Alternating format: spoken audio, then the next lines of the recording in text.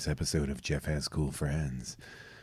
I'm Jeff. Why did I do that? Why did I start it that way? Hey, why not? You only live once. It was a very erotic opening to this very special holiday season episode of Jeff Has Cool Friends. I'm super erotic. You are. That's the number one word that I used to associate with you, folks. Hey, welcome to another episode of Jeff Has Cool Friends. I'm Jeff May, and you saw the title of the show. I have cool friends, and I have one of my absolute favorite cool friends. She is a true crime producer and host for various podcasts. And as a matter of fact, she's also one of the earliest friends in Los Angeles in comedy that I had. One of my favorite people on the planet, Caitlin Cutt. Hi, Jeff. Hey. Oh, man, this is great. It's been, honestly, like offensively long since the last time we spoke. I know. Well, there's so many reasons for that. And the pandemic is only one reason. The pandemic isn't even a reason. We've worked together in a teleform of some way or another. I think it's mostly that we've been busy. Yeah, we've both been super busy. You with all your stuff, me, all my stuff. I got laundry to do. We're both pretty busy. Listen, I am never going to pretend that I rank over laundry. It's important. It's my favorite. It's my favorite chore. Like by far. Really? Because everyone is so impressed when you like clean, dry, and fold laundry. Mm-hmm. But really, you're cramming about maybe 9 minutes of work into a 2-hour span. So True. you're just like, I'm doing the laundry. Meanwhile, like everyone's like, wow, he's really going for it. And meanwhile, I'm on my phone. My husband does all of our laundry. He's smart. He is smart, and especially now that you put it that way, I hadn't really considered that. It's the best scam. Doing that, I used to with my ex-wife. We had a whole thing where I was like, "All right, how about this? You do dishes, I'll do laundry. I'll take care of it. I'll learn how to wash all your unmentionables." Great. Her guns. No. I don't like any cleaning. No. Why would you? Why would anybody like that? I don't even have a favorite. Like, even, you offered that up so readily. I don't even really have that. I love cooking, which is not a chore for me. I mean, I guess for some people, it stresses some people out. I love cooking. I love baking. Hate cleaning up after. Hate it. But I mean, I do it because I don't want my house to smell like a barn. But I'm not a neat freak by any stretch of the imagination. No. My roommate and I do Sunday dinner. We do this thing where every Sunday, like on Sunday mornings, I go to the farmers market. I go to the farmers market. Oh, sure. I get all this fresh produce. I get I buy all the stuff. And then she will cook us a dinner, a nice little dinner. And I light and tend the fire. We have a nice fireplace. Aww. I take care of the wood. I tend the fire. And so she cooks and then cleans up after herself. But I found out that she is like making the bargain that like if I tend the fire that she'll wash the dishes. Like she invented that bargain in her head. And that's the best deal in the world because I was just doing the fire anyway. I'm too scared to tend a fire, so I probably would have struck the same unspoken deal in my head. Like, let's just let Jeff do the fire. See, I guess we would have been good roommates. Yeah, we would have been excellent roommates. Actually, we would have been really good roommates now that I think about it. But we might not have ended up as good friends. Don't room with your friends. No, because I did. It always worked out for me, to be honest with you. I never really had a bad roommate situation apart from my actual dad. I've had like a lot of times, like if you're roommates with like a good friend, there's always this level of like anytime you do something, you feel like you have to invite them. And it's I can't with that. Like I like a roommate where I'm friendly with them, but like they don't want to do the same things I want to do. Here's the thing is I've that never occurred to me. Is that am I a bad person? Like I was okay. Well, if I had $1 for every time somebody quickly offered up an agreement to how horrible I am, I'd be a millionaire. That's not true, but I know. you're universally liked. So I want to talk to you a little bit. Like we started, we met doing stand up in the basement of a UCLA bar. Yes. It was. Oh my God. It was one of those situations where.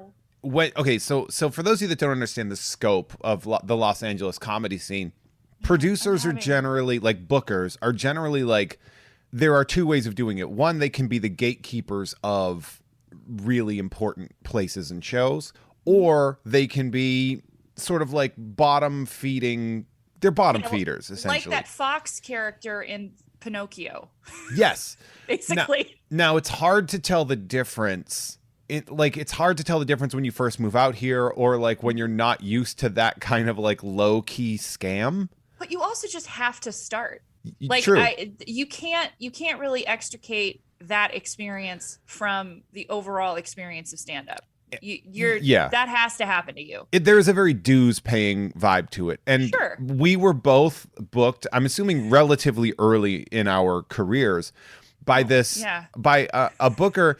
And I don't want it to be a necessarily insulting thing. I don't think this person is a properly bad person. No, not at all. But a absolutely talented actor, by the way. Wow. I will add that he's a very talented actor. He's been in a lot of stuff. I think he was in that new Red Notice movie that came out. Yeah, I saw that update. Just good for him. Nailing as a comedian. My friend Martin Harris, not good. No. He also spoke with this accent that was like a sexy lady. He would always give you the worst intros. Mine was pretty classic. Do you remember what he used to say about me? I don't. Ladies and gentlemen, everyone give a round of applause for American sweetheart, Caitlin Cutt. American sweetheart. That's just if you're a brunette. That like that was all. Smiles. And if you were a blonde, you'd be like, we have very sexy lady coming up here. Which is, if you're ever running a comedy show, never talk about looks. You know what he used to introduce me as? No. Ladies and gentlemen, this guy, he hates the Lakers because he is from Boston, but don't worry, he can beat you up. Ladies and gentlemen, Jeff May. And I was like, this is great. I was like, there's no hole deeper that I've ever had to dig myself out of than when I was introduced on a Martin Harris showcase. It's just like guns drawn for you. Yeah. This guy is absolute piece of shit and probable sex offender, Jeff May, everybody. But you don't read that way at all, so I'm sure I think I do. I think I do read that way. I would not have liked you immediately if you read that way. Well, to be fair, you probably didn't like me upon first meeting. You probably liked me after we spoke. Because that's a very important distinction. Because it was a weird night. upon imagery speaks. Like if my general vibe is the impression people get from me, it's not good. I don't even know what my vibe is anymore. America's sweetheart. The only reason he said that about me was because I never did dating stuff. Because I was already dating my husband at the time. I hadn't, and I liked him. He was someone else's husband at the time, yeah. Yeah, I still like him. And so I just didn't really have any of that material. So mine was more about like yelling at people in the grocery store line, stuff like that. You're very tender Karen vibes of the situation. Not at the person working the grocery store line, the person in front of me. Yeah. Who did deserve it. Yeah. Go on, Jeff. The show was empty except for comedians. It was poor. It was to say poorly attended. It would be not the greatest way to describe. It was just it was basically an open mic. I think I was still just doing my kangaroo story. That is one of my favorite stories in stand-up comedy. One of my favorite stories is Caitlin Cutt meeting a kangaroo in a bootleg Target parking lot petting zoo. That's it. Wow, you remember it really well. That means a lot to me. I remember every plot point of that story. And but that's one of the things that made me like when I used to go to shows, and I would, in my joke notebook, I would write down the names of the comedians that I liked. Oh, I would just write that down, and you were in my notebook. Oh gosh, this is like the really nice holiday episode. This is making me so happy. But it's true. And then what that does is that creates this connection. So we had this connection. Your boyfriend at the time, one of the things I really liked about him is that he wasn't like standoffish to me, which a lot of partners do because I look sleazy. My husband, he's my husband now, is an actual like advocate of women. Like there are a lot of dudes out there that they kind of put that on. And then once it's actually challenged, like, for example, your female significant other wants to go out to bars in the middle of the night and tell jokes without you, that becomes a thing. He was so supportive and so excited. And he really liked the fact that, you know, it just was another way for us to welcome creative people into our lives. And he understood the value of that. And that's just huge. It was a huge part of really where I am now, was him being so supportive. It's a big deal to have a supportive partner, especially at that time when you're just trying new shit, you know? Yeah. To be there to throw that support. We have this thread of us being on these Martin Harris shows, being what I like to refer to as a bringer ringer. And for those of you that are not understand, a bringer show is a show in which a lot of comedians are on them. They're not particular. They're not good, but they know 5 people. And if you know 5 people that are going to buy tickets to a show, you'll get a spot, because these producers only care about getting paid. They don't care about necessarily putting on the good show. It's the closest I've ever come to being in an MLM. That's fair. I'd say comedy is very close to that. I mean, most things are. I mean, real estate itself is basically an MLM. Of course. Like, yeah. Owning a real estate agency is like, okay, I'm going to get 5 realtors, and then they're going to get 5 realtors. You're not wrong. That's how it goes. But it's just far lower returns as a stand-up comedian. Well, the other thing that's really rough about the bringer ringer, I love that name, is you're new. It's like the worst time for people to come see you. Yeah. Oh yeah. You have no idea what kind of comedian you are, which is on its own a really like boring, complicated question to answer for yourself that only other comics are interested in talking about. You ever have somebody young being like, "What do you think of my like voice in comedy?" And you're like, "You don't have a voice in comedy. You've been doing this for 4 months. That's not how." Yeah. Well, here's the thing is, like, I haven't been doing stand-up for like 3 years now. Yeah. I want to get back eventually, but there's so many reasons why that's complicated for me now. And I also I'm kind of a lead follower, get the out of the way kind of gal. Mm-hmm. And are you getting the out of the way? Yeah, I am, because listen, I love podcasting. I have found a lane for myself that makes me really happy. And I have a bunch of really, as your podcast states, cool friends that do cool shit. And for now, I'm really happy with that. I've certainly let stand up take a step back for me, but I still, because I still run Mint on Card, which is the second Friday of every month, the Blast from the Past on Magnolia in beautiful Burbank, California. If you're in LA, go. I would also like to add that when I booked you almost cried. I don't know if you remember this, but you weren't doing a ton of comedy, and I called you and said, I need you to do this show, and you were like, you looked at the past shows and you were like, yeah, but look at all these comics that you've had on these shows. Why do you want me? I didn't understand. And I was like, I don't understand what the question is. And I told you that you are, in my opinion, like an elite storyteller. Thank you. And you cried. And I cried. Cried. I'm going to cry right now. But you are. And it was, I think, the kangaroo story that really stuck with me. But you really have this very, very likable charm. You're America's sweetheart. Sweetheart.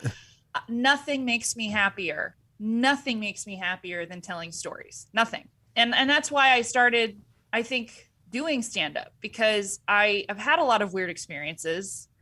And honestly, I mean, I think you could attest to this. If you just go somewhere with me, something weird's going to happen. You are a magnet for weird. I am. And I love it. And you leaned into it. It's not lost on me. I have so much love for the people that are weird around me. Talking about, what this next chapter for me is I eventually would like to do a project that is storytelling based. So it is, but it's so hard because it's like, it gets into that moth thing.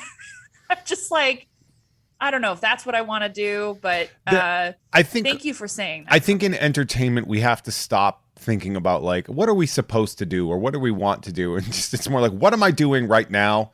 And how can I live doing this?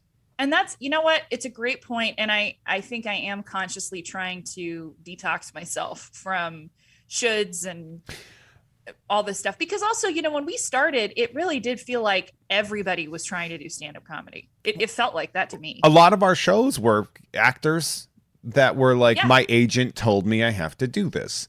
Yeah. And they didn't have a passion for it. They just thought that, I mean, I think there's a line in Swingers where he's like, they made it sound like everyone was giving you a sitcom off the bus when you arrived in LA. Yeah. Now, our friendship actually, and this is a weird thing. It's a weird claim to make, but it's true. We accidentally created a deep web of content creation because I connected you to Adam Todd Brown. Yeah. Because I had done an episode of White Wine True Crime. I had done like your 5th episode. It was like a brand new show that you were doing. Mm-hmm. You had me come out to the warehouse. Yeah, it was the warehouse I was working at. I was working at a startup at the time. And I went to this warehouse and you were like, we're going to watch an episode of Snapped. And I was like, I don't know what this is. And you're like, this is great. That was the best. I was like, good. You don't even know what you're getting into. Listen, I don't normally like plant a flag, but I do have to say that my podcast, White Wine True Crime, was the first pop culture true crime podcast. I think that you were very early on it. And there were a lot of imitators of White Wine True Crime. There still are. I think there was one that was just called Wine and Crime. And you were like, well, you just took the adjectives out. Yeah, it was insane. And these two like women from Michigan or something. And they were fans of yours. They were listening to your show. They thought it was a great compliment. And I'm like, it's not. It's general idea theft is what it is. Like, I know you can't protect the idea of a podcast, but like you didn't even try to hide that you stole it. It was so weird, but honestly, it was all for the better. Yeah. But anyway, we dragged you to the studio. And I made you watch this murder show. Yes. And then immediately made you share your thoughts. It was an interesting murder show because it was about a failed actor and model who came back to her hometown, lost her mind, and just tried to crash her car to death. Yep. And she lived and killed 2 people. Well, we did pick that for you. I mean, Carrie and I were really good at curating content because we just knew, Jeff will have very funny stuff to say about this. Like he's going to react to this and it's going to be great. I mostly just tried to talk about the super hot reporter that was on the thing. And that's what we wanted for you. It's like for you. You just like, made that.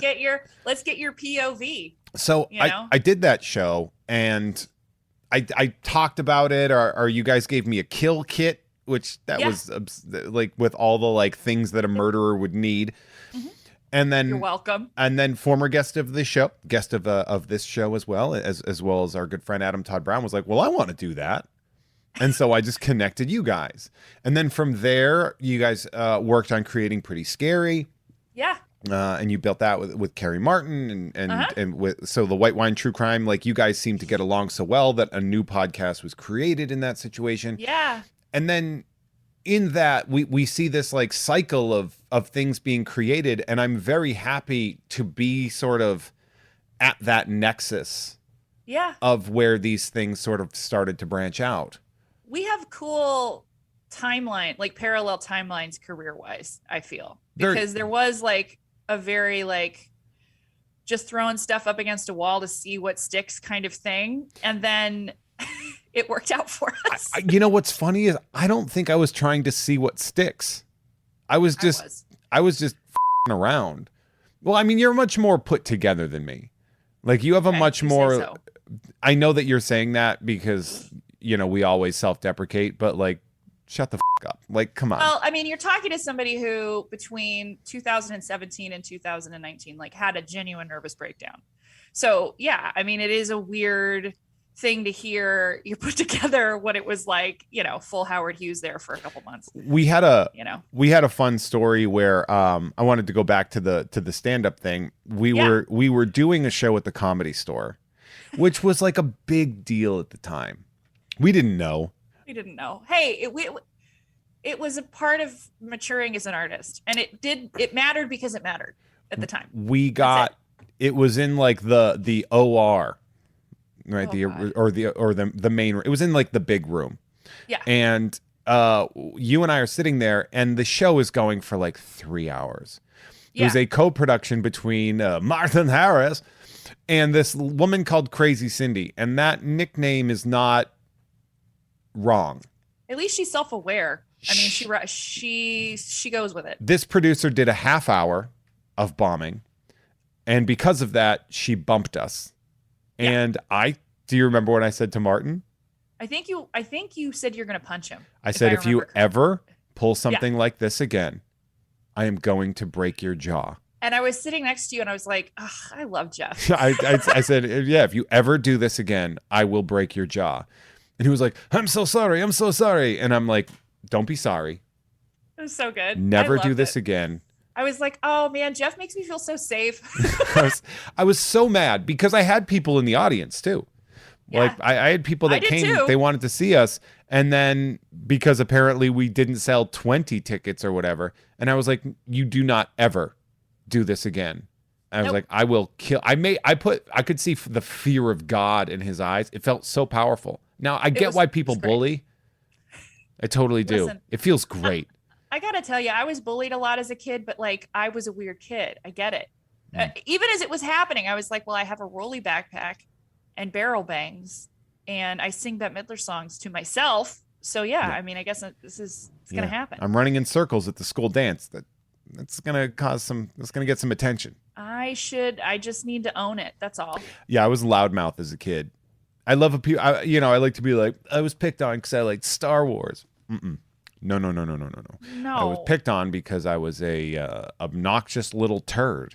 I'm with you. Maybe that's why you and I get along so well, because I look back and I'm like, I guess it could have scarred me. But the other thing is, like, I had so much going on at home that was actually scarring me that I was like, this is like that episode of The Simpsons where Mr. Burns gets sick, but there's too many viruses getting through the door. Yeah, he has everything. They all just get stuck there together. Yeah, you have everything. Those were my issues. It's funny too because White Wine True Crime ended up being this sort of like your gateway into the true crime world. You started going to these true crime conventions. We need to comment. We need to do a social commentary about why is it that the past, we'll say 8 years of the cultural zeitgeist have been dominated by women talking about crime. Well, my answer at the beginning of all of this, because I used to get this question when we started doing the show. And the first thing is like, well, we're victims a lot of the time. So there's that. But frankly, and one of the reasons why I stopped doing the show was because there's some facts that started to seep in that really changed how I saw that. Like, for example, the number one demographic of missing people in America is young black men. Nobody ever talks about that. And it's never represented on television. And I didn't know that. Right? I mean, I started this and I thought I understood how all this goes. I think the other thing is it's a much more philosophical answer, which is murder has always been interesting to people. It's literally the third story in the Bible. It's also something that is connected to and fundamental to the American mythos, I think. The idea of the outlaw. America was founded on murder. You see that? Says a social commentary right there. There you go. Technically, the first true crime exhibition was in England. A whole family got axe murdered, and instead of cleaning up the bodies, they sold tickets, and people used to tour the house and see these dead bodies on the floor. I mean, this is something that really happened, like turn of the century kind of stuff. Like what century? 1900s. You're it was 1999. It was 1999. Will Smith. Never mind. No, so I think that there's also just something fundamentally curious. We are curious about it because it's an unavoidable part of being a person. Now, as far as why it became this conversation, I guess we could call it an elevated conversation in the zeitgeist. Frankly, it was just the advent of podcasting. Yeah, and cable TV being so prevalent in our. Yeah, I mean, a couple things happened at once. So first, Serial happened. And Serial was a true crime podcast produced by a woman who to this day refuses to admit that she produced a true crime podcast.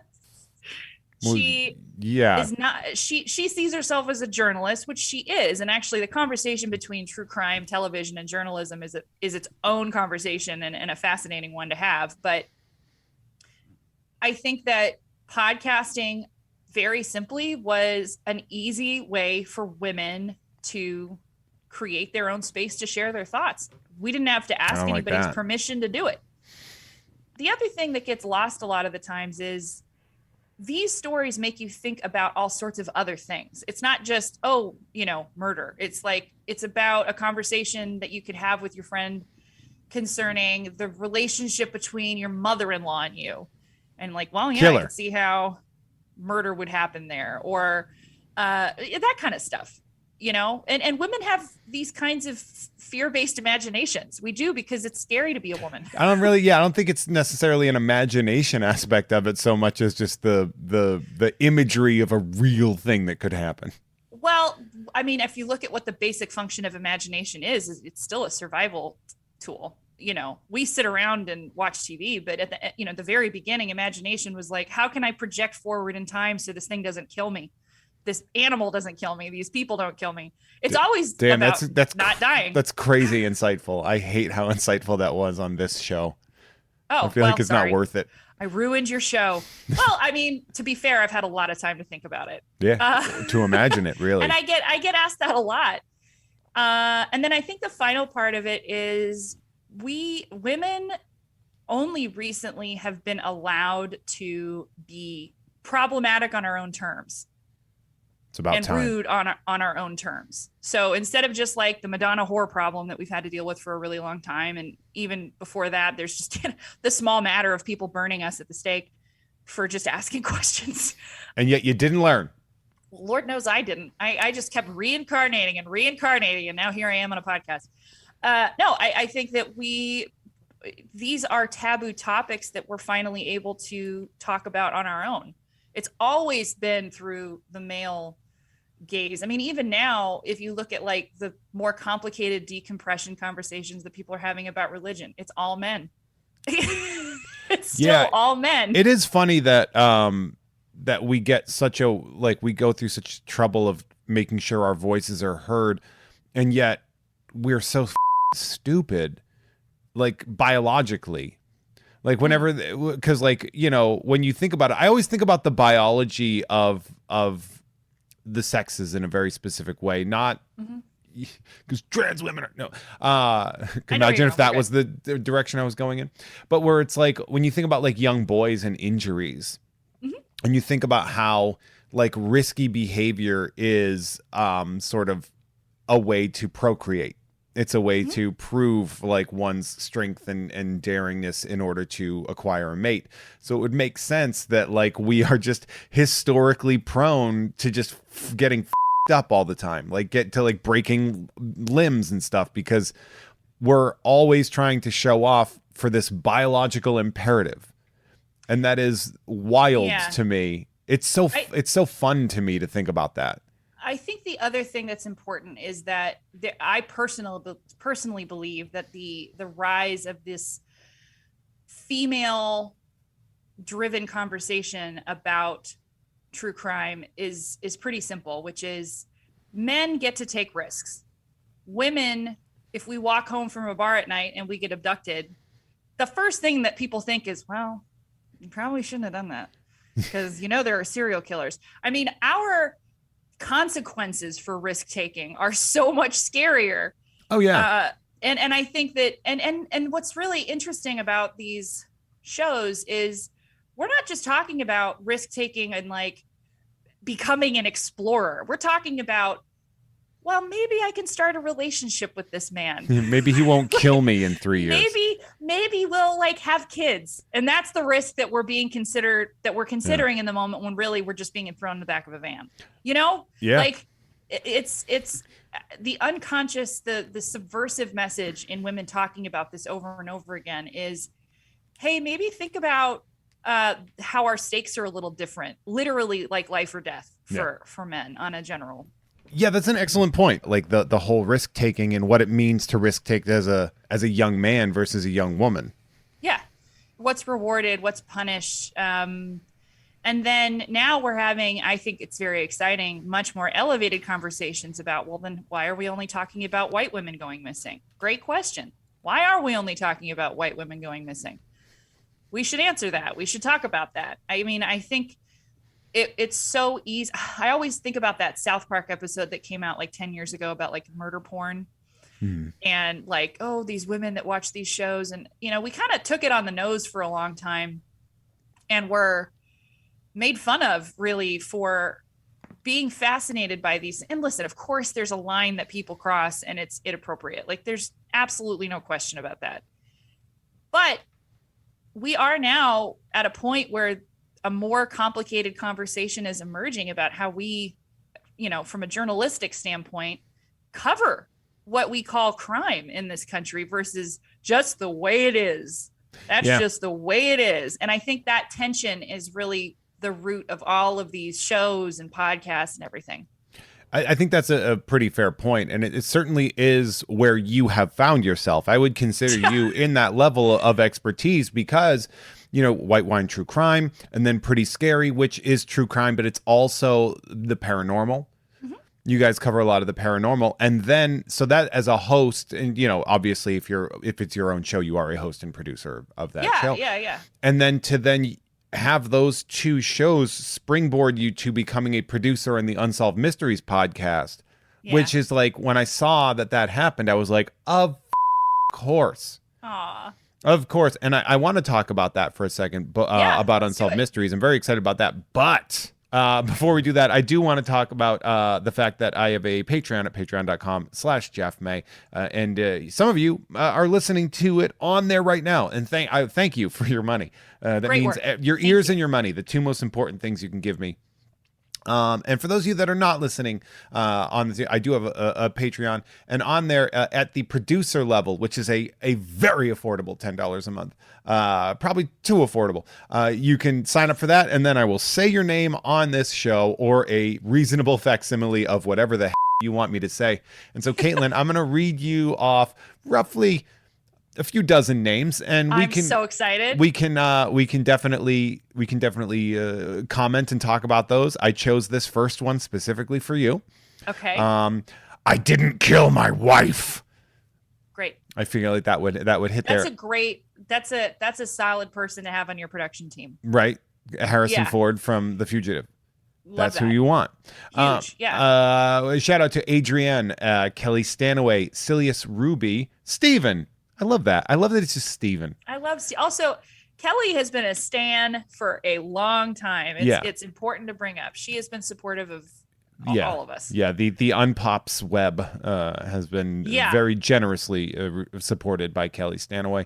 And a ton of other. By the way, you're going to see a lot of names that you recognize. I know. Anyway, go ahead. It's going to happen. Dr. DNA, Burrito Mouth, twitch.tv/Firechild460. Lisa Harden, that's my co-producer on Mint on Card and one of my best friends. Good job, Lisa. Yeah, she's the best. Taurus Bulba, Huey Freeman, Mind Freak 555, Shebrew Sleeps, Norm from Cheers. Awesome. He's the best. Norm's the best. He's the one that does he finds all the swears from the Patreon episode, and when we edit them out for the freeloaders. Swear bouquet that you do? Yeah, we bleep them out. And they got that. Vortispin, Normal Man, Andrew McGuire. This one's great. Jolly Buckaroo's mom kicked Cancer square in the dick. F you, Cancer. Yeah, Cancer. Seriously. Let me tell you, if y'all want a great Cancer story, which they all are, stick by because we have some excellent Patreon exclusive content that's going to be after the show for patrons only. Oh, that story. That is going to be talking about the greatest bomb of my life. At my show. At your show. And we are going to talk about it, and it's going to be so fun. So stick around, all of you on the Patreon, because you're going to like that one. Dill Havarti. That's my favorite cheese. What's your favorite cheese? Brie. You like a brie? Do you eat the rind? I like a brie. Yeah, I'm not afraid of a rind. I like it. The depends rind. on the kind of brie, though. Because if it's like cheap brie, then no. But I prefer a rinded piece of brie than to a non. Like I like you know the end of a piece of brie, the crust of it, like how it's like the heel. I love that. That is extremely my. I'm like I don't know what this is doing in my stomach, but I absolutely love what's happening in my tongue. Nobody knows. Go ahead. Exploding runes. JK, Jeff May's biggest fan. Fashisless Jones, David Knife Boot Hinson, Funky J, Saint Gut Free. Instagram's at Bob_of_skull. That's such a good use of this money. I'm always like, that's smart. That's a smart way to do it. An action figure of Clippy at C Dr. Video, SEEDRVIDEO, C2E2 AM Adventures. An NFT of He-Man Skull Skeletor. An NFT. That's an image. You have a lot of NFTs, I'm guessing. You seem like somebody to be really like a crypto bro. Yeah. I do have some crypto. Do you? What do you have? I have ETH and I have Chainlink. I have some too. Bitcoin. I have some Bitcoin. Good. I bought it to sell it and then I forgot to sell it. Wave of the future. Is it? I don't know. Probably not. I think so, but we could get into that later. I'm going to strictly go by buried gold in the backyard. That's what I'm going to. Okay. Where's the Bane? Shout out to Ben Mendelsohn from The Dark Knight Rises. Jeff loves the meat Millie. Flesh, your friend. Poinsettia jingle. Every time. Mike Gouts. Funny story about that though. Somebody on my Twitter, somebody was like replying to one of my tweets, and then another person, and it was Poinsettia over there. And somebody's like, I hear your name on the podcast all the time, and it makes me laugh. So you're just encouraging Mr. Jingle here. Such a neat surprise. It's a real fun. So they really go for it here. I've read that handle before, but hearing you say it out loud really brought it to life for me. Real surprise. Shout out to Grumblebee, Cronenberger, Jeff hoards the Christmas frittatas. Sometimes they like to play with the JHCF acronym. Got it. They make a little acrostics. Oh. Okay. So Jeff has cool friends. It's the Christmas short. frittatas. I like eggs. You do like eggs. I sure do. I make really great quiche. I need to make you a quiche. If you sure do. I'm gonna do that. These 7 Bs, Lemming Malloy, Manischewitz Molotov says, eat the rich. Hell yeah, dude. Sure. Unless I become it someday. And isn't that the problem? It sure is. Always. Yeah, that's Steinbeck right there. Nobody wants to get mad at the rich because everyone thinks they're just temporarily embarrassed millionaires. It's one of my favorite quotes of all time. Ah, God, I love Steinbeck. That just goes to show where my mentality is all the time. That I'm like, you know who I like is the most depressing American writer. Cormac McCarthy, I think, is the most depressing American. Yeah, he's still alive. Doesn't count. Okay. You got to be dead. He alive? Oh God, you're right. Okay. I think he's Cormac McCarthy's still alive. Probably. Superman Family issue 184. The scene in Meet Joe Black where Brad Pitt dies. Oh, it's just a veritable ping pong of nightmares there. I love how tickled you are by these producer names, to be honest.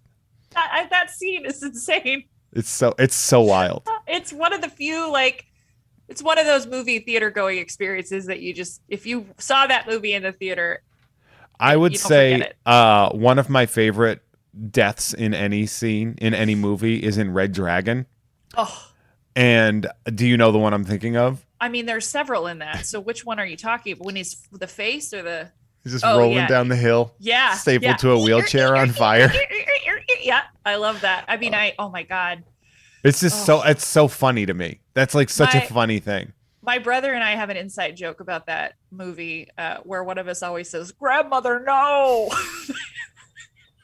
It's just like very specific. I love that movie. I love it so much. It's I like all those movies. Even Hannibal. I love Hannibal. Oh, well, there you go. I do. I could talk about it. I don't know why I would though. Jeff's happy Christmas face. I'm such a happy Christmas idiot. I love Christmas. I eat it up, man. I feel like maybe we were like siblings in a past life. That doesn't seem wrong. Right? I'm the law, martial law, and I hate superheroes. Mr. Billy Beck. I love these so much. Jeff watches Batman and likes sports. Finally, someone gets it. Facts. Kimball. Get vaccinated, you chuckleheads. The 5G lets you see sound, and then you can see your friends again. Let's go. You boosted yet? Getting boosted on Wednesday. Ooh, clear off Thursday, buddy. Oh, yeah. Clear your schedule for Thursday. I'm really in for it. I'm going to get the flu shot and the booster. Don't do that. Don't do it at the same time. I'm doing it. You dumb. I'm just tougher than most people. That's what people say. People like to think that. I feel like I have. Why? Because you've more had of a track record. Because you've had many heart surgeries. Sure. Couple near-death experiences. Shout out to Blackagar Boltagon. Shout out to Big Booty Boy 42069. That is great. Russell from Jersey. Pizza, bagels, Taylor ham. Bold and brash, more like belongs in the trash. Meph J. Okay. That's like me, but not. Hi, I'm Super Fudge, and welcome to Fudgemania. Craft beers make my alcoholism look like a neat little hobby. Ouch. Jez Butt's fiance is gonna be a mom. Ouch. Congratulations. Again. Boy, did that those two ouches are in a row. It's really that's the bar is interesting. That's very much like when the guy said fascinating about the baby and then the ugly baby on Seinfeld. Yeah, it's or whatever. Rough draft of a Bruce Springsteen song. The Ian McClendon. Follow me at El Celdo unless you're from Buffalo. Celdo. You like people from Buffalo? Actually, yes. My grandma's from Buffalo. Shout out to Caitlin's Buffalo. Wash. I'm going to wash your jeans. Oh, I'm going to wash your jeans, and then we're going to have some Loganberry. She sounds like this. Hi, honey. How's it going? That's exactly how she sounds. What a bitch. She's great. Is that what we... Positive? It looks like magic when she's walking now because she's 96, and it honestly, you know those far away shots of Kermit the Frog walking? Yeah, it doesn't. That's what she looks like she's got like wires in her legs where somebody's moving her. Yeah, exactly. I'm like, is it God? I'll tell you what. It's amazing. The most unnatural thing in my entire experiences of life has been seeing Muppets' legs. Oh, that would be weird. It's unnatural. Like when you saw Kermit riding the bicycle. Yeah. Nope. It's just no, thank you. It's not good. I don't like that. That's nightmare fuel for me. There's no life in those legs. It's just the shoulders and the head. I've met the Muppets. I know. I'm jealous of that. I met Kermit and Piggy, and I got to interview Constantine, the world's most dangerous frog. I love that. I'm so jealous. Back when I was a mommy blogger. Oh God, I can't believe you've been a mommy blogger and I haven't. I love that about us. It's one of my favorite side hustles that I've ever had was mommy blogger, because people are like, "What?" Yeah. Let me tell you, a lot of attention when I'd go to those events with the mommy bloggers. When I went to like DreamWorks, we all met Jeff Katzenberger, and he's like, "You're a mommy blogger," and I'm like, "Yeah, we all have weird things, man." You're a billionaire. I'm a mommy blogger. It's all the same thing. Shout out to Caitlin Binney, the Bollock, the Digital Phil, Patrick Dorr, Jeff hates competitive fun. That's a lie. Evan Hall, Human Bonsai, Tyler Wielgosh. I hope I said that right. I'm sure Tyler. I'm sorry, dude. Jeff May is never going to have a history podcast. Believe me, I asked very nicely. Wow. It's true. I don't want to do a history podcast. Why would you do a history podcast? Because that was it's my degree. Oh, right, because you're a history teacher. And they want me. They're like, I think you could do a good job of like a hardcore history thing, and I'm like, yeah, but I don't want to do that. That's an assignment. But also, like, there is a hardcore history thing, and it's great. Sure, I mean, there's other. If it brought you joy, I'd be supportive of it. But I feel like there's other stuff you could do that would make you happy. It's just not. It's just like an assignment. Somebody got me a book for my birthday. That's just like this like really detailed like historical whatever, and I'm like, this sucks, because now it's you just gave me an assignment for my birthday. I love homework, because every time somebody sees me now, they're gonna be like, or whoever that person that got it for me was, the book? They're gonna be like, did you read it? Did you read the book? And I'm like, no. That's why I never buy people books, or like when you used to buy people movies. I never bought people movies because it felt like a weird thing, like a weird expectation. It's like buying somebody a beta fish. Like, here's the thing you got to take care of now. It's an assignment is really what it is. Yeah. It's got to do homework to be my friend. If you're going to get me a book, I want it to be under 200 pages. Or like a coffee table, cool artsy book that makes you look cool if it's like out. Yes. What I don't want. Like as a decoration. What I don't want is a 400-page book about history. I had to pay like $35,000 to learn about history. I don't want to revisit that. Now you're making me think of my student loans. That's why I think that I got a degree in comparative world literature, and it was actually very helpful because it was basically a degree in critical thinking. Yeah, that's fair. Yeah. No, you're not right. It's funny because I took, do you know what a CLEP exam is? No. The College Learning Experience Program. Basically, there are, not a lot of people know this. If you're young, listen to this. This is Pull important. Up a chair. This is important and can save you literally thousands of dollars. At many school institutions, they will grant you the opportunity to test out of a class, meaning they will give you credits for a class if you take a test that shows that you already possess the adequate knowledge that you would have learned in that class.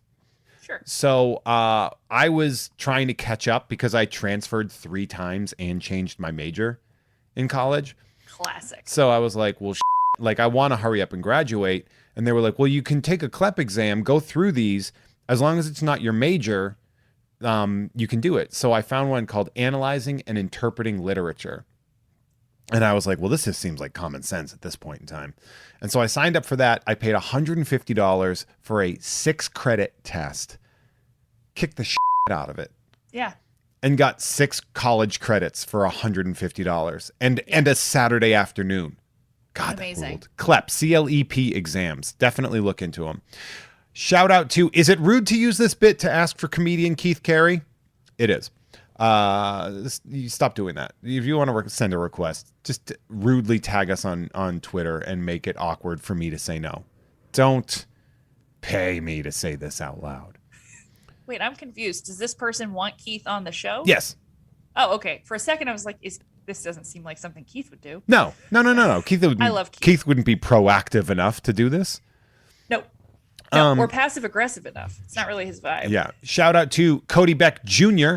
at Gavin_not with 2 T's. Shout out to Jessica Robertson, Captain Fat Strong, Gregarious Gregorio, the AV Foundry. You know him. That's shout out to my man Mike Stanton.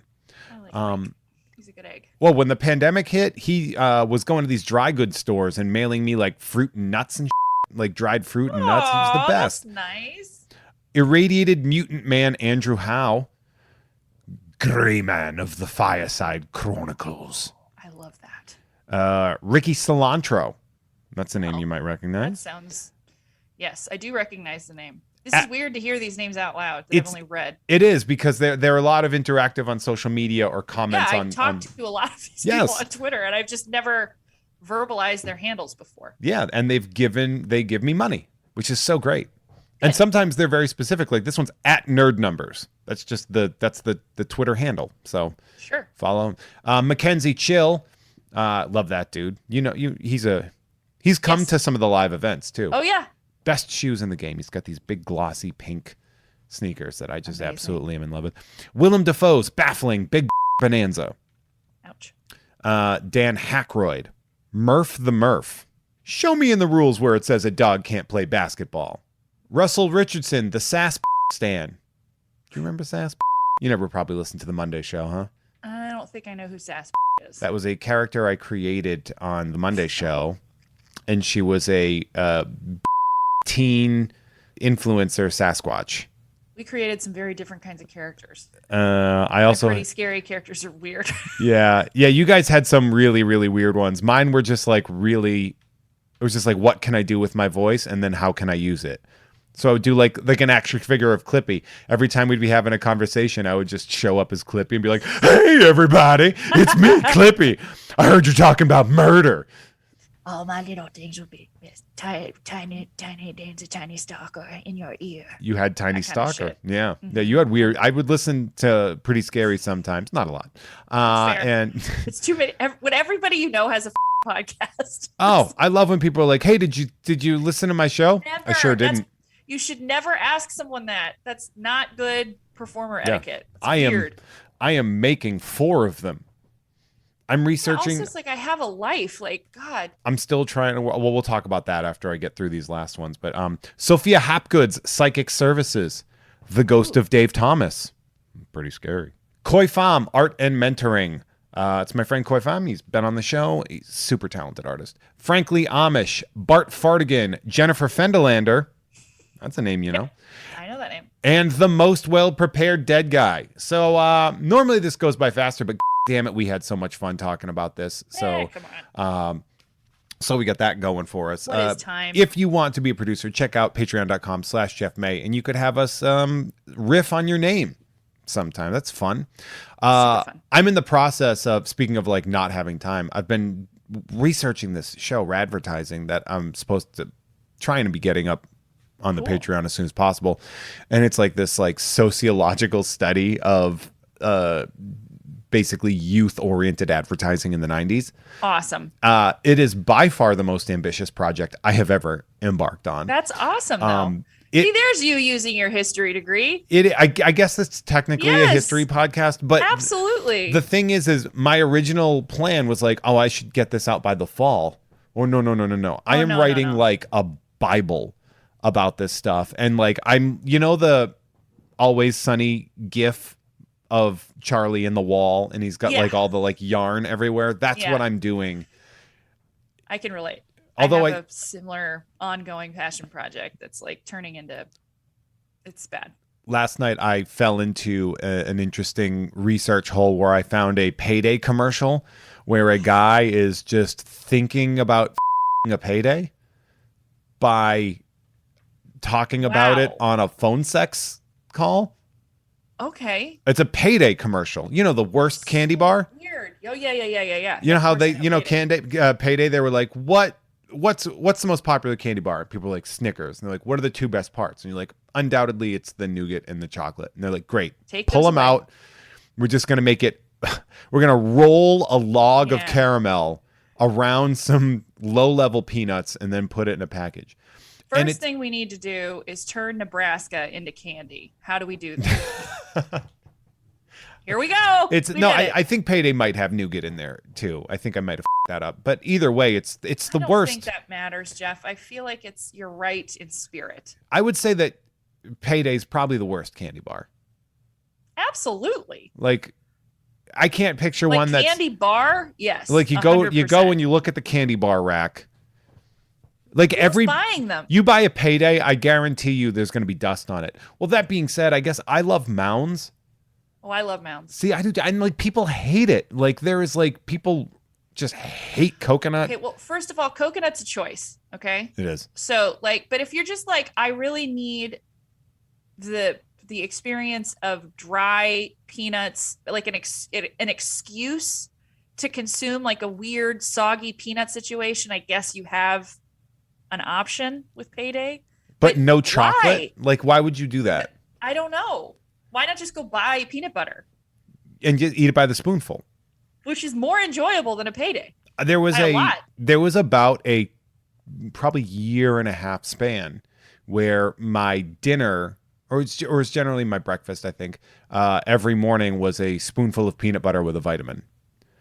Right. And sounds awesome. Everyone's like, wow, that's so streamlined. I'm like, no, I was broke. No, I was poor. Yeah. I was like, 2014 was hard. Like, I love that you're doing this marketing podcast because I watched so much TV in the 80s and 90s that I have a catalog of full commercial scripts that I have completely memorized that will pop into my head on a daily basis. Oh yeah. I was just thinking about that Geico commercial where the guy calls his dad and he's like, it's like a collect call, and he's like, Dave, we had a baby eats a boy. Yeah. 8 pounds, 7 ounces, mother's doing fine. I remember the whole. Oh, he had a baby. It's a boy. It's a boy. Oh yeah. The Sears air conditioning commercial.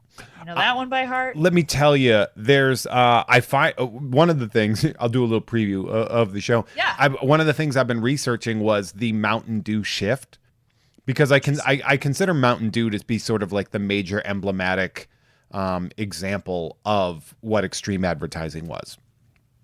Yeah. And okay. So, I can get behind that. And so I didn't realize, but they actually got in on it earlier than I expected. They were around from 1990. They were like the hillbilly country soda. 1991 is where they started implementing extreme sports and where they shifted their goal, because Mountain Dew started as it was a whiskey mixer. Mountain Dew is literally a nickname for moonshine. This is so dark. No, it's not. No, I mean, for me, so in true crime land, all I'm hearing is like Dew mouth in my head. Like that's a real thing. Because especially in the Appalachian region, Mountain Dew is one of the highest sugar concentrations of a drink you can get, next to Minute Maid juices. Yep. And mug root beer. Oh. Which, right? Didn't see that one coming. No, well, you know why? Because mug root beers in general like to tell you how they're how they don't have caffeine. Oh, so you're like, well, I'm basically drinking a salad, and then you don't realize that there's like 60 grams of sugar in a can or something like that. Soda is such a weird trick. I mean, my husband always says, he's like, it's candy. Yeah. And he ruined soda for me, which is good. Let's be honest. Soda should be ruined for you. Yeah. And he's like, you're drinking candy. Mm-hmm. And I'm like, well, that's upsetting and accurate. Yeah. Candy, like I actually have rules for soda. I only drink soda at the movies. It's the only time I'm allowed to have soda. But that's good. I mean, I don't really drink soda either. I drink Diet Coke occasionally. And then, yes, if I'm at the movies, I drink soda. And actually, there's only one other time. And that's for whatever reason, if I go to a Mexican restaurant, I really want soda. I really want like Coke or something. I think it's like the salt to sugar. Yeah, I guess you need to just be like, well, I'm doing extra savory, so let's go. Yeah, let's go the other direction. Is Coca-Cola, is that your go-to? Yeah, that's I'm not really. Boy, you're boring. Yeah, I am. It's true. I'm a Dr. Pepper guy. Oh, sure. It's I can't get over how tasty Dr. Pepper is. It is tasty. It's like upsettingly tasty. Yeah, it's a good soda. Yeah, no. They knock it out of the park. And even the copycats, like Pibb, Mr. Pibb, that's the same thing. I don't mind it. It's not like I don't see the difference in it the way I see like a Coke and Pepsi. Right. When I was a kid, for me, I loved Cactus Cooler. Oof. Yeah. Yikes. Yeah. Because that's a very high sugar content, right? That's. I had to be amped to be sitting alone watching TV in my room. Fair. That is very fair. It's funny because I was when you look at sort of like the history of all these sodas and stuff, and like the New Coke when they changed the thing of New Coke, and I didn't realize how long that product actually lasted. Did Coke. You tweet about this recently? I did. And it like blew my mind. How long was it around? I thought New Coke was around for like 8 months to a year. At most. How about 17 years?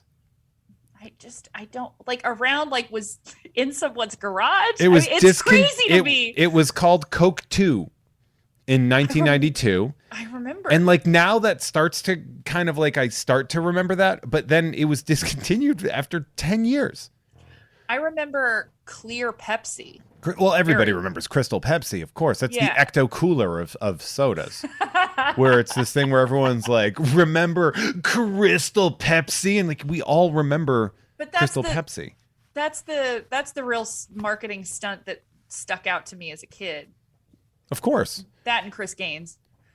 And fair. Not food related. What's funny is that Crystal Pepsi, Tab did it first. If you remember Tab. I remember Tab. I didn't know that though. And Crystal Pepsi came out, and I remember when they introduced Crystal Pepsi, it was tied to Van Halen's "Right Now" song. What the hell? That's the thing, and the reason I'm doing the advertising show is because I am obsessed with commercials. Like I have an anthropological and sociological interest in them. I can't wait for this to come out. I will listen to this one because commercials were a big part of my childhood for a number of reasons. I would like, there'll be times where I'll just be like sitting there and then all of a sudden be like, get your hips tied up, grab a stick of juicy fruit. The taste is gonna move ya. And I'll start like singing it and I'll be like, remember that? And everybody around me is like, what the is your problem? And I'm like, you know how that big red freshness lasts right through it? Your fresh breath goes on and on while you chew it? Goes on and on. on while you chew it. Yes, I know. Oh yeah, no, that's the taste is gonna move ya. I love this. Yeah, like that's it. I just want to do commercial podcasts forever. I want to do a half an hour on a 30-second commercial for the rest of my life. You should. You could do a whole mini series on the Jewelers commercials. Those were. Oh my God, those were so dramatic. I tell you what, yeah, like Silhouettes Dancing with Diamonds. Whoever created that genius. Is an absolute genius. Yeah, that's a Don Draper move right there. I mean, that's like somebody better like not have to work anymore after that one. That was smart. One of my favorites, and I've brought this up on another podcast, but like as I'm going through this like series of different commercials and stuff and seeing like how these products have changed their scope. My favorite one is Perfection, the game where you would press down the thing and place the pieces in. You had like a minute or something like that, because you know they used to have the songs like put the pieces into the slot. Make the right connection. But be quick, they're ready to... Or you're racing the clock. Pop goes. They do that. It's the same commercial visually. They just did an alt-rock version of the song. Awesome. But it's the same commercial. Oh, man, but they that's just great. did a shredding version of that. Please. Like the Soundgarden version. Yeah, exactly. Real quick, I want to shift away from that. I don't want to keep talking about my stuff. I want to talk about your stuff. Okay. Unsolved Mysteries, the podcast. Yes. How did that happen? Wow. Okay, so I'm going to make this story interesting for people. So I had been doing White Wine True Crime and Pretty Scary for a while, and we had somebody reach out that was working on a digital show. A really small digital show that needed some true crime podcasting talking heads to come on, because the concept was like a talk show about true crime, which that's a whole other conversation. And I got picked and I came on, and they really liked my knowledge base. And so they hired me when that series got picked up, because I was helping to film the pilot. When that series got picked up, they hired me to produce. So that was my first. What was that show called? Crime Obsession with Tracy Stump. And so I got to, basically do what I have been doing for White Wine True Crime and Pretty Scary for years, but I was getting paid real money, which was weird. Isn't that a weird transition, by the way? Getting paid after working for free. People ask me all the time. They're like, how do I do a podcast professionally? I'm like, work for free for 6 years. At least. Yep. It's just it's such a you have to have this weird form of stupid mental toughness. It's a form of stupidity. Yeah, and you have to just.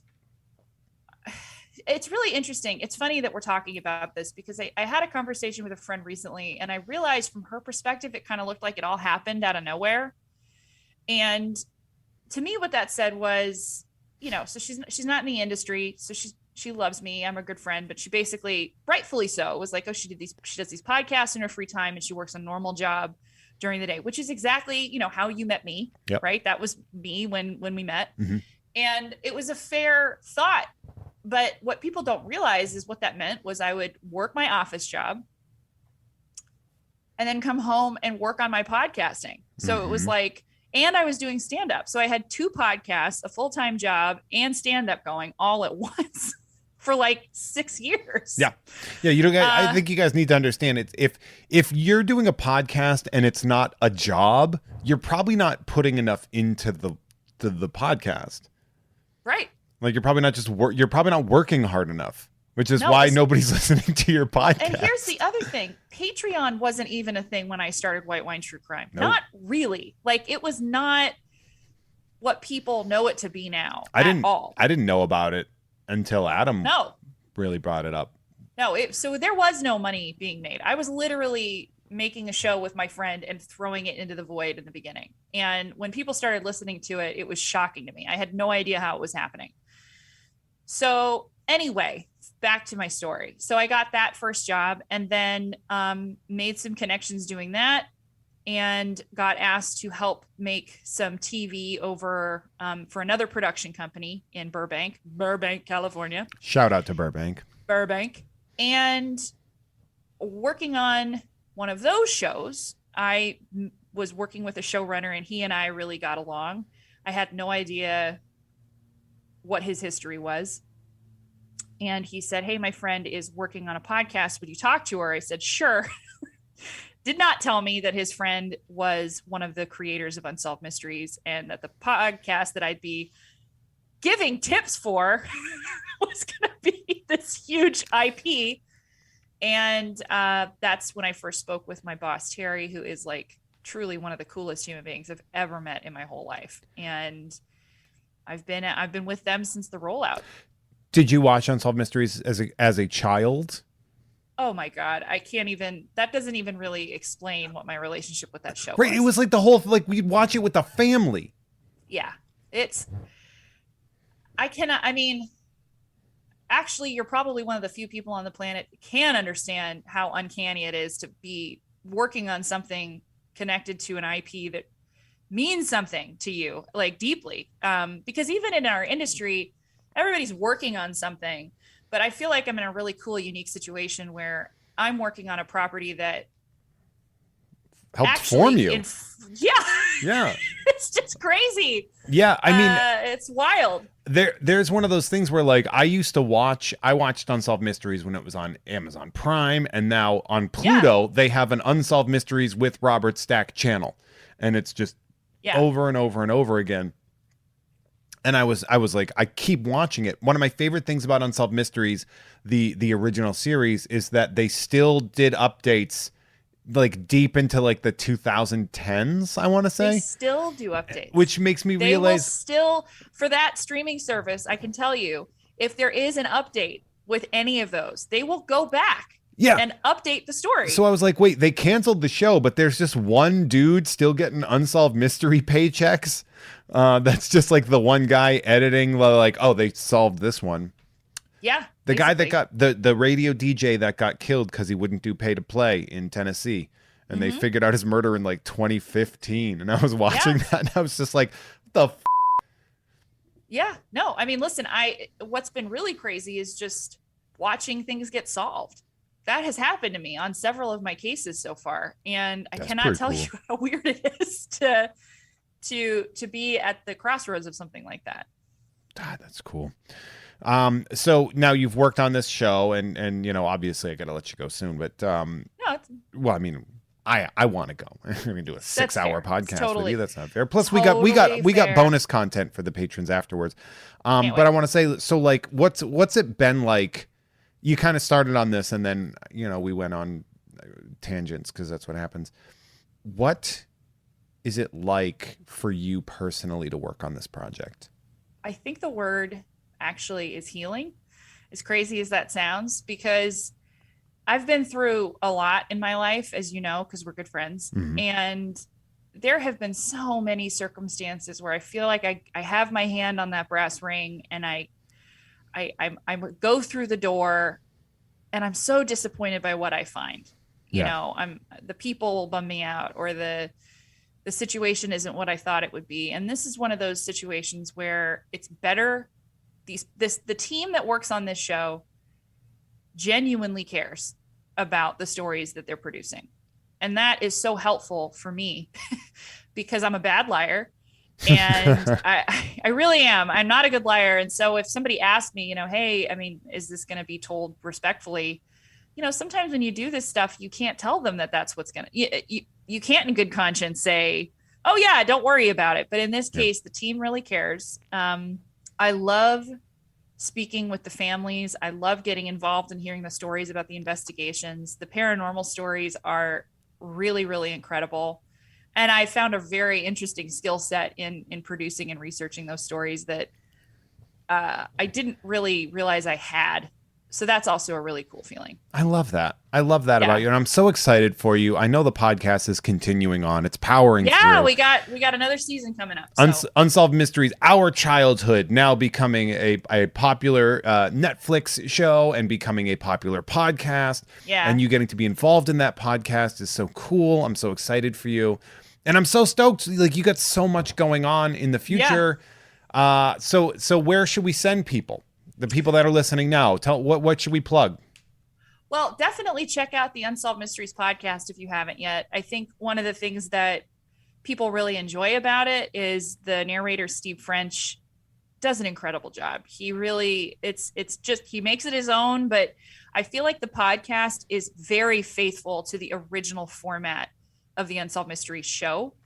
And I think that's something that people really dig about it. So please check the podcast out. And then obviously I'm also working with Adam still on Pretty Scary on the Unpops Network. So please check out that show. I am sometimes completely unhinged there. So that's always good to see. You have a very fun personality on that show. So come see me that way over there. And then if you want to meet me on the interwebs, come talk to me on Twitter at Bossy Matilda. I'd love to chat and get to know you, but don't be a dick because I'm pretty good at boundaries. Yeah. Perfect. I love that. You should do all of those things. Support Caitlin because she is the best. She's one of my absolute coolest friends and one of my longest standing friends here. And I'm so lucky to have you in there. For me, of course, you can check out patreon.com/Jeff May, and you can listen to the song unedited with the bonus content at the end, still bi-weekly. We also have advertising coming. I have Ugh Fine with Kim Crawl, where we do a monthly podcast where we just talk about the shit we did. It's a lot of fun. The Patreon is growing, and you can be a part of that, so I appreciate that. You can also check out Tom and Jeff Watch Batman on the Gamefully Unemployed Patreon. You can also check out You Don't Even Like Sports and Unpopular Opinion, both on the Unpops Network. If you want to see me live the second Friday of every month, I am at Mint on Card at Blast from the Past on Magnolia in Burbank, and then I'll be doing more stuff in the future. You can follow me at Hey There Jeffro. That being said, bye. And if you're patrons, stick around because we got a little bit more. There's more. Bye. Bye.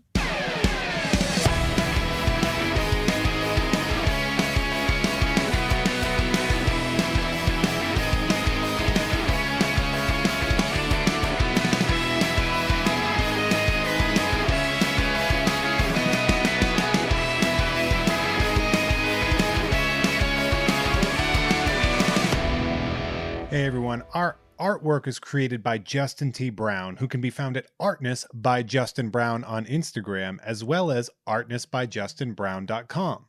That dope music you heard is by Troy Nababon, available at Troy Nababon on Instagram, as well as at troynababon.com. Nababon is spelled Nababan, and